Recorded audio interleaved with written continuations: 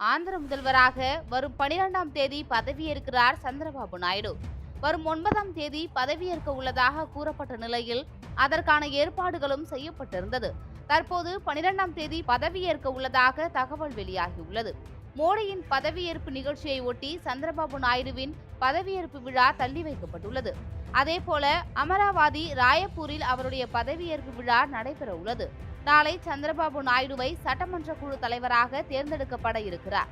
அதற்கான ஆலோசனை கூட்டங்களும் தற்போது நடைபெற்று வருகிறது.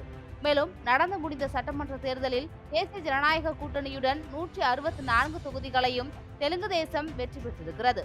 இதேபோல் மக்களவை தேர்தலிலும் 25 தொகுதிகளில் 16 தொகுதிகளில் தெலுங்கு தேசம் கட்சி வெற்றி பெற்றிருக்கிறது.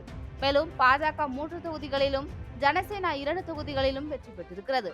எனவே பெருந்திரளாக வெற்றி பெற்றிருப்பதால் மக்கள் முன்னிலையில் பிரம்மாண்டமாக பதவியேற்பு விழா நடைபெற இருக்கிறது.